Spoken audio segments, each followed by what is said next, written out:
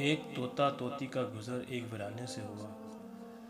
ویرانی دے کر طوطی نے طوطے سے کہا، کس قدر ویران گاؤں ہے؟ طوطے نے کہا، لگتا ہے یہاں سے کسی الو کا گزر ہوا ہے۔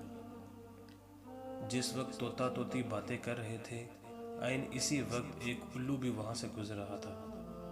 اس نے طوطے کی بات سنی اور وہاں رک کر ان سے مخاطب ہو کر بولا، تم لوگ اس گاؤں میں مسافر لگتے ہو، آج رات تم لوگ میرے مہمان بن جاؤ، میرے ساتھ کھانا کھاؤ۔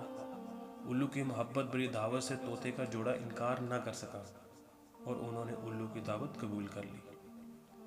کھانا کھا کر رات گزاری۔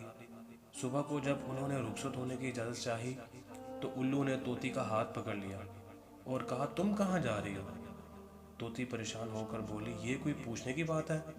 میں اپنے خامد کے ساتھ واپس جا رہی ہوں۔ الو یہ سن کر ہنسا اور کہا، یہ تم کیا کہہ رہی ہو؟ تم تو میری بیوی ہو۔ اس پہ طوطا طوطی الو پر جھپٹ پڑے اور گرما گرمی شروع کر دی۔ دونوں میں جب بحث و تکرار زیادہ بڑھتی گئی تو الو نے طوطے کے سامنے ایک تجویز پیش کرتے ہوئے کہا، ایسا کرتے ہیں کہ ہم تینوں عدالت چلتے ہیں اور اپنا مقدمہ قاضی کے سامنے پیش کرتے ہیں، قاضی جو فیصلہ کرے وہ ہمیں قبول ہوگا۔ الو کی تجویز پر طوطا اور طوطی مان گئے۔ قاضی نے دلائل کی روشنی میں الو کے حق میں فیصلہ دے کر عدالت برخاست کر دی۔ طوطا اس بے انصافی پر بہت رویا اور چیختا چلاتا ہوا چل دیا۔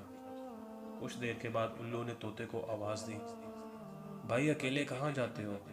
اپنی بیوی کو تو ساتھ لے جاؤ۔